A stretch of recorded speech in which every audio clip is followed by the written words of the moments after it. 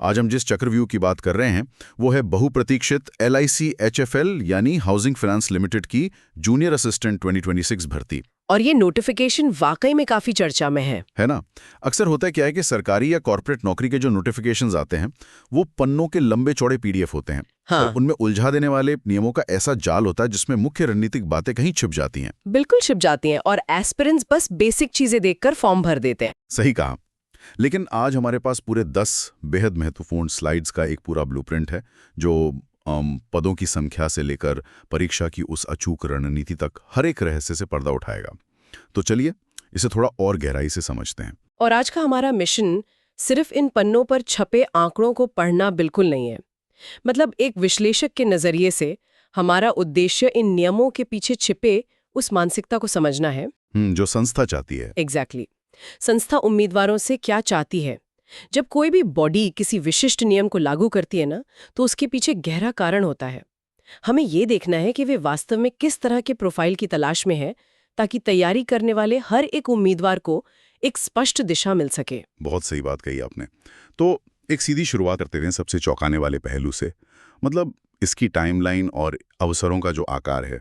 कुल 180 रिक्तियां यानी वैकेंसी निकाली गई हैं, जो कि बहुत बड़ा नंबर नहीं है अगर हम राष्ट्रीय स्तर पर देखें। हाँ, 180 सिर्फ। और ये जूनियर असिस्टेंट के पदों के लिए हैं, जिसमें मुख्य रूप से जो प्रोफाइल है वो क्लर्क और कस्टमर सपोर्ट की भूमिका का है। इसके लिए एक सिंगल ऑनलाइन परीक्षा होगी और उसके बाद सीधे पर्सनल इंटरव्यू। मतलब कोई प्री और मेंस का चक्कर नहीं? बिल्कुल नहीं। एक परीक्षा और फिर इंटरव्यू।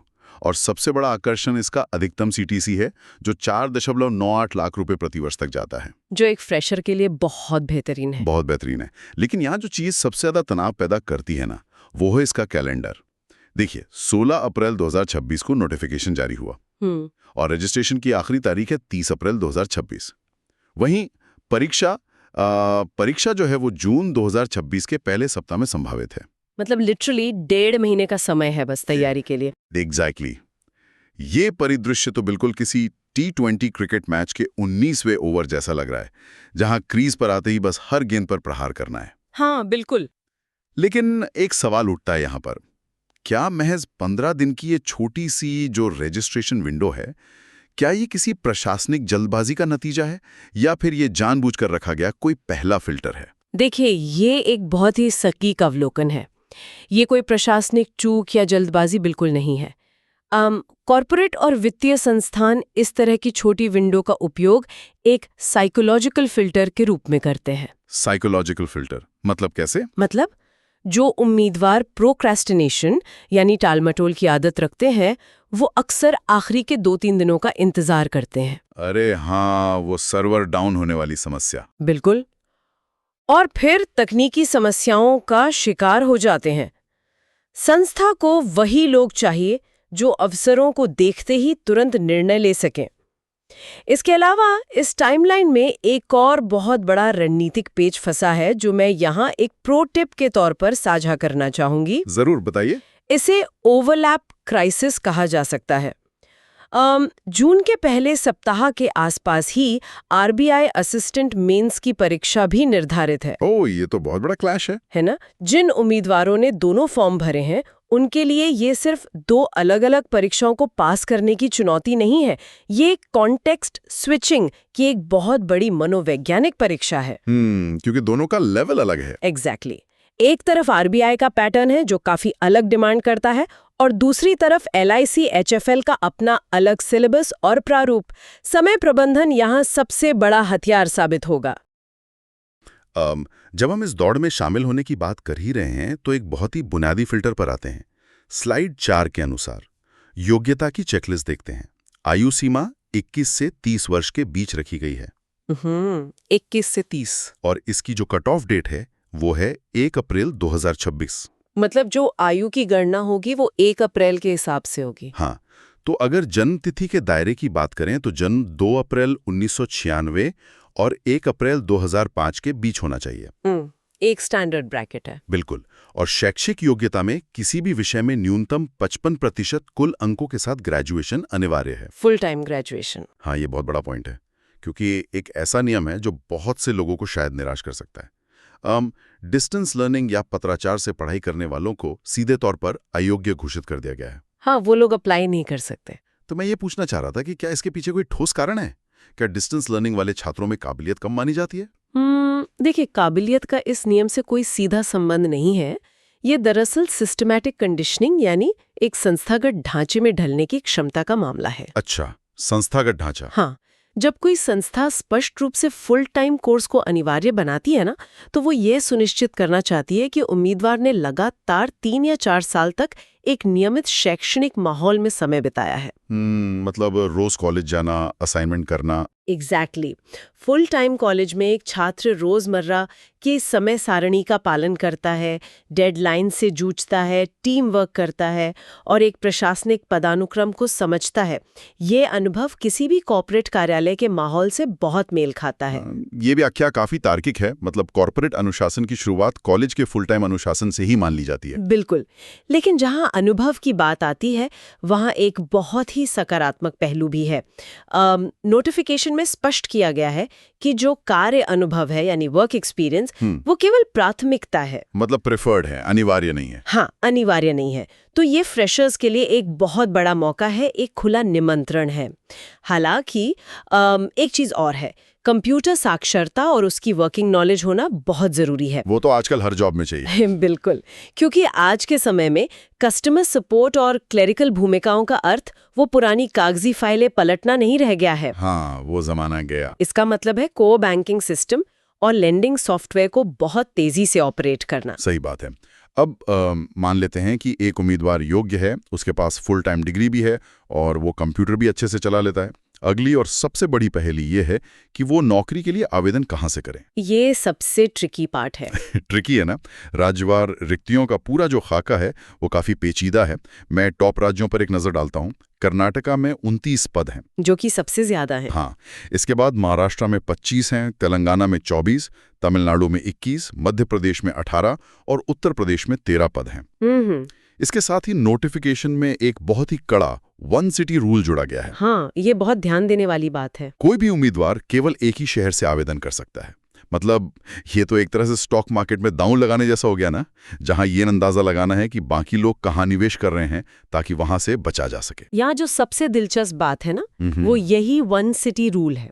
ये पूरी भर्ती प्रक्रिया को महज एक परीक्षा से हटाकर एक गेम थ्योरी के प्रयोग में बदल देता है। Game theory? हाँ, इसे विनर्स कर्व का एक क्लासिक उदाहरण माना जा सकता है। जरा इस माइंड गेम को समझिए। मान लीजिए एक उम्मीदवार देखता है कि कर्नाटका में सबसे अधिक 29 पद हैं। तो वहीं भागेगा। वो सोचता है कि ज्यादा पद मतलब चयन की ज्यादा संभावना। लेकिन समस्या ये है कि हजारों अन्य उम्मीदवार भी ठीक यही सोच रहे होंगे। Obviously. तो जब एक ही राज्य में भीड़ उमड़ती है तो वहां की प्रतिस्पर्धा का स्तर अचानक आसमान छू जाता है और कट ऑफ अप्रत्याशित रूप से ऊपर चला जाता है। बाप रे। दूसरी तरफ अगर कोई उम्मीदवार उत्तर प्रदेश जैसे राज्य को चुनता है जहां सिर्फ 13 पद हैं, तो कम पदों की संख्या देखकर शायद बहुत से लोग वहां आवेदन करने से डर जाएं। हाँ, कि यार यहाँ तो सिर्फ 13 सीटें हैं, मेरा कैसा होगा। एग्जैक्टली। अगर भीड़ डर गई तो संभव है कि वहां का कट ऑफ कम रहे। लेकिन अगर वहां कम पदों के बावजूद उच्च स्तर के उम्मीदवारों ने फॉर्म भर दिया तो भी रिस्क है। मतलब रिस्क दोनों तरफ हैं। बिल्कुल। यह पूरी तरह से अपनी तैयारी के आत्मविश्वास और दूसरों के संभावित फैसलों का आकलन करने का खेल है। क्योंकि एक बार जो शहर चुन लिया, फिर मेरिट उसी शहर के आवेदकों के बीच ही बनेगी। ये एक ऐसा रणनीतिक दाव है जो शायद पढ़ाई से ज्यादा है, रिस्क लेने की क्षमता पर निर्भर करता है। एक बहुत ही बारीक मनोवैज्ञानिक युद्ध है ये तो। बिल्कुल है। तो चलिए इस तनावपूर्ण चुनाव के बाद उस हिस्से पर बात करते हैं जो असल में इस पूरी जद्दोजहद का सबसे बड़ा मोटिवेशन है। यानी कि सैलरी और भत्ते। सालाना सीटीसी जैसे हमने बताया 4.64 लाख से 4.98 लाख रुपए के बीच है। बेसिक पे 20,000 रुपए प्रति माह से शुरू होती है।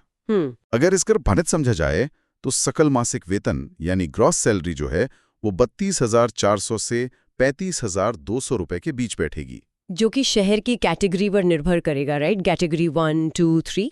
एग्जैक्टली, शहर की श्रेणी पर।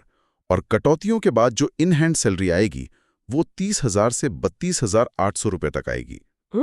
तो किसी भी फ्रेशर के लिए ये शुरुआत बहुत ही ठोस दिखाई देती है। लेकिन क्या महंगाई के इस दौर में महज बेसिक पे या इन हैंड को ही सब कुछ मान लेना चाहिए? नहीं, सिर्फ बेसिक या इन हैंड सैलरी के आंकड़े को देखना आधी तस्वीर देखने जैसा है।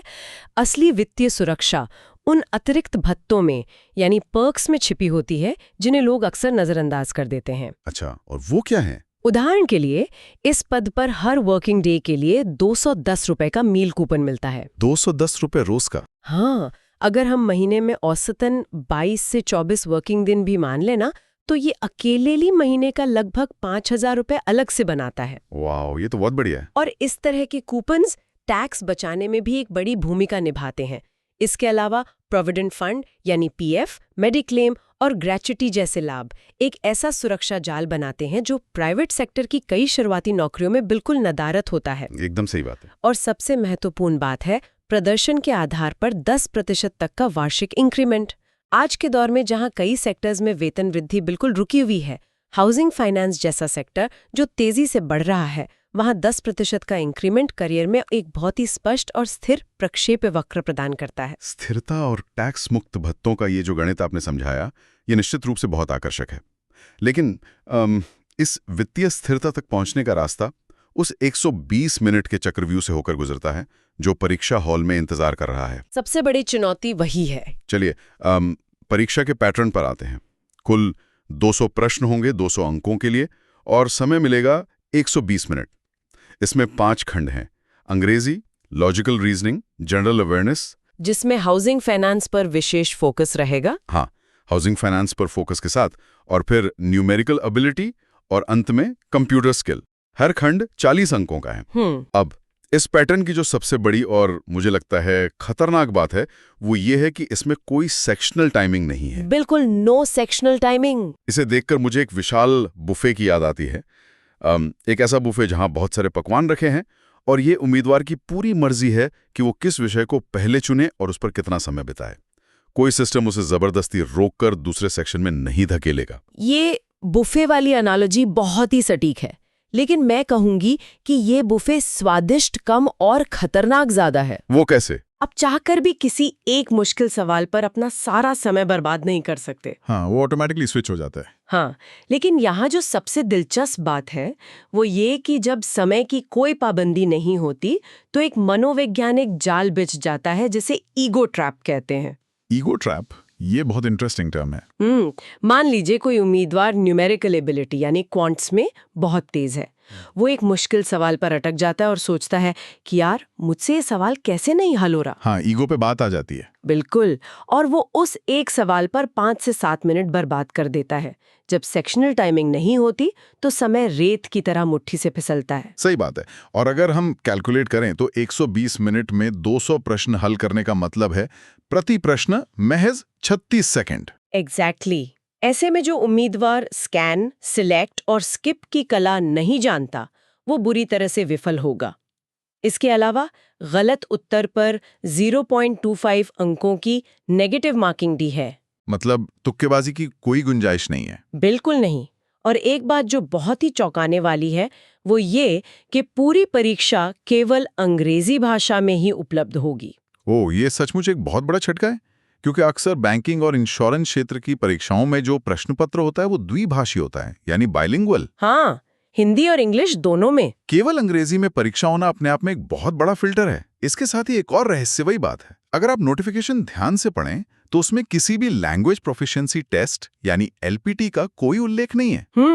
ये एक बहुत बड़ा पॉइंट है। बैंकिंग परीक्षाओं में एलपीटी एक बहुत बड़ी दीवार होती है जो बाहरी राज्यों के उम्मीदवारों को रोकती है। हम इस पर आगे थोड़ी और रणनीतिक चर्चा करेंगे, लेकिन पहले पिछले वर्षों के कट ऑफ की तस्वीर साफ करते हैं। बिल्कुल। 2019 के कट ऑफ ट्रेंड्स को देखें तो सेक्शनल लक्ष्य 50 में से लगभग 15 से 25 मार्क्स का था और 200 में से ओवरऑल टारगेट 80 से 100 मार्क्स का। कंपाउंड लर्निंग की जो विनिंग स्ट्रैटेजी है वो कहती है कि बिना सेक्शनल टाइमिंग वाले पेपर में सटीकता यानी एक्यूरेसी ही सबसे बड़ी कुंजी है। बिल्कुल, एक्यूरेसी बहुत जरूरी है। लेकिन मेरा एक वाजिब सवाल ये है कि 2019 और 2026 की दुनिया में तो जमीन आसमान का फर्क है। आज एआई और बेहतरीन ऑनलाइन संसाधनों का युग है। क्या ये मान लेना सुरक्षित है कि 2019 के कट ऑफ आज भी एक सही पैमाना है? नहीं, 2019 के कट ऑफ को आज का अंतिम लक्ष्य मान लेना एक बहुत बड़ी रणनीतिक भूल होगी। इन आंकड़ों को सिर्फ एक बेसलाइन या सबसे निचली सीमा के रूप में देखना चाहिए। पिछले कुछ वर्षों में एड टेक प्लेटफॉर्म्स और हाई क्वालिटी मॉक टेस्ट्स की वजह से प्रतिस्पर्धा का स्तर घातांकीय रूप से यानी एक्सपोनेंशियली बढ़ा है। सब घर बैठे बेस्ट कंटेंट पढ़ रहे हैं। एग्जैक्टली। और हमें इस तथ्य को बिल्कुल नहीं भूलना चाहिए कि पूरे देश में कुल मिलाकर केवल 180 पद ही हैं। जब पद इतने सीमित होते हैं ना तो कट ऑफ का ग्राफ बहुत तेजी से ऊपर भागता है। तो फिर स्ट्रैटेजी क्या होनी चाहिए? रणनीति बिल्कुल स्पष्ट होनी चाहिए। क्योंकि 120 मिनट का एकमुश्त समय है तो उम्मीदवारों को अपने सबसे मजबूत विषयों पर सबसे पहले प्रहार करना चाहिए। ओके। अगर किसी की अंग्रेजी और कंप्यूटर स्किल्स बहुत अच्छी हैं तो उन्हें चाहिए कि वे पहले 30 मिनट में इन खंडों को पूरी तरह खत्म कर लें। वहां से एक ठोस स्कोर सुरक्षित करने के बाद ही लॉजिकल रीजनिंग या न्यूमेरिकल एबिलिटी के उलझे हुए सवालों की तरफ बढ़ें। तो बहुत लॉजिकल है। और उच्च सटीकता इसलिए अनिवार्य है क्योंकि 0.25 की नेगेटिव मार्किंग उन सही सवालों के अंक भी खा जाएगी जिन्हें बहुत मेहनत से हल किया गया है। ये एक बेहतरीन फ्रेमवर्क है। मतलब जो सबसे मजबूत है उस पे सबसे पहले हमला करो। बिल्कुल। अब जब रणनीति पूरी तरह से कागज पर उतर चुकी है तो सबसे नाजुक कदम की ओर बढ़ते हैं, जहां कई बार महीनों की मेहनत सिर्फ एक क्लिक की गलती से बर्बाद हो जाती है। यानी कि एप्लीकेशन प्रोसेस। हाँ, आवेदन प्रक्रिया और फॉर्म भरना। ये पूरी प्रक्रिया LIChousing.com पर करियर सेक्शन के माध्यम से पूरी की जानी है। आवेदन शुल्क 800 रुपए है और उस पर 18% GST अलग से लगेगा। हाँ, जो कि नॉन रिफंडेबल है। और 30 अप्रैल इसकी अंतिम तिथि है। लेकिन जो चीज सबसे ज्यादा डराने वाली है वो है दस्तावेज अपलोड करने के सख्त नियम। ये बहुत क्रिटिकल पार्ट है। हल्के में लिया जाता है ना तो छोटी सी चूक भी भारी पड़ सकती है। आखिर इन तकनीकी बारीकियों में इतनी सख्ती क्यों होती है? इस सख्ती के पीछे ऑप्टिकल कैरेक्टर रिकग्निशन यानी OCR तकनीक का पूरा विज्ञान काम करता है। OCR? हाँ, अक्सर उम्मीदवारों को लगता है कि नीले पेन से हस्ताक्षर करने या अंगूठे का निशान लगाने में क्या हर्ज है, लेकिन असलियत यह है कि बैंकिंग और वित्तीय संस्थाओं के सर्वर पर जब ये फॉर्म स्कैन होते हैं तो उनका OCR सॉफ्टवेयर मुख्य रूप से काले रंग यानी ब्लैक इंक के उच्च कंट्रास्ट को सबसे सटीकता से पढ़ने के लिए प्रोग्राम किया गया होता है। अच्छा, तो ये मशीन का खेल है पूरा। एग्जैक्टली। ये कोई इंसानी अधिकारी नहीं है जो आपकी छोटी गलती को नजरअंदाज कर देगा। ये एक मशीन है जो कंट्रास्ट कम होने पर सीधा सिस्टम से बाहर फेंक देगी। नियमों को बहुत ध्यान से समझना चाहिए। हाँ, बताइए क्या रूल्स है? इंक वाले पेन से ही होने चाहिए। सिर्फ काले इंक से? हाँ, बाएं अंगूठे का निशान सफेद कागज पर काले या नीले इंक से हो सकता है। और सबसे ज्यादा गलतियां जहां होती हैं वो है हैंड रिटन डिक्लेरेशन यानी हाथों से लिखा गया घोषणा पत्र। इसमें क्या गलती होती है? ये स्पष्ट रूप से सफेद कागज पर केवल काले इंक से और केवल अंग्रेजी भाषा में लिखा होना चाहिए। ऐसा इसलिए क्योंकि सिस्टम के टेक्स्ट रिकग्निशन मॉडल अंग्रेजी स्क्रिप्ट को वैलिडेट करने के लिए प्रशिक्षित हैं। अगर कोई इसे अपनी मातृभाषा में लिख दे या नीले पेन का इस्तेमाल कर ले तो वो सिस्टम द्वारा पहले ही चरण में अमान्य करार दिया जाएगा। मतलब अनुशासन की असली शुरुआत परीक्षा हॉल में नहीं बल्कि साइबर कैफे या अपने लैपटॉप पर फॉर्म भरने के दिन से ही हो जाती है। बिल्कुल सही कहा। ये समझना बहुत जरूरी है कि ये मशीन द्वारा किया जाने वाला एक अंधा छांटन है, जहां एक गलत रंग का पेन पूरा सपना तोड़ सकता है। तो अगर इस पूरी चर्चा की कड़ियों को एक साथ जोड़ा जाए तो यह स्पष्ट है कि LIC HFL जूनियर असिस्टेंट की ये भूमिका स्थिरता और शानदार वर्क लाइफ बैलेंस की एक बेहतरीन पेशकश है। हाँ, बिल्कुल है। फ्रेशर्स के लिए बिना किसी अनुभव की बाधा के सीधे तौर पर एक प्रतिष्ठित संस्थान में प्रवेश करने का ये बहुत ही ठोस अवसर है। इसके लिए बस जरूरत है एक सदी हुई रणनीति की, समय प्रबंधन की, नेगेटिव मार्किंग से बचने के संयम की और फॉर्म भरते समय अत्यधिक सावधानी बरतने की। बिल्कुल, रणनीति ही इस पूरे खेल का केंद्र है। लेकिन इस विश्लेषण को समाप्त करने से पहले मैं एक बहुत ही गहरा और विचारोत्तेजक पहलू सामने रखना चाहूंगी। जरूर। जैसा कि हमने पहले देखा, इस पूरी भर्ती प्रक्रिया में किसी भी लैंग्वेज प्रोफिशिएंसी टेस्ट या LPT का कोई जिक्र नहीं है। हाँ, हमने बात की थी इस पर। और पूरी परीक्षा केवल अंग्रेजी माध्यम में आयोजित की जा रही है। जरा सोचिए, बैंकिंग और राज्य स्तर की अन्य क्लेरिकल परीक्षाओं में स्थानीय भाषा का टेस्ट एक बहुत बड़ा फिल्टर होता है।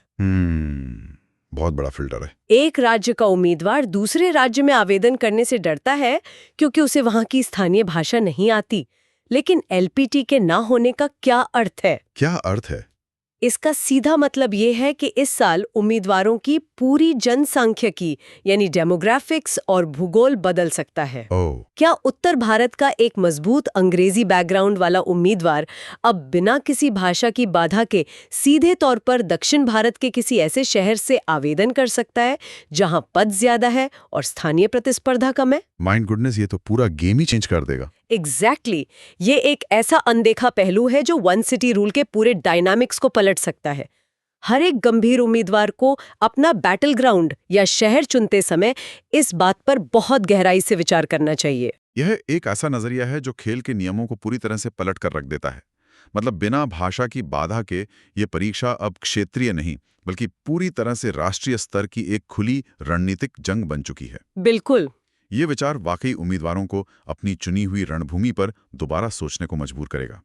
इसी गहरी सोच और रणनीतिक दृष्टिकोण के साथ हम कंपाउंड लर्निंग के इस डीप डाइव सत्र को यहीं विराम देते हैं।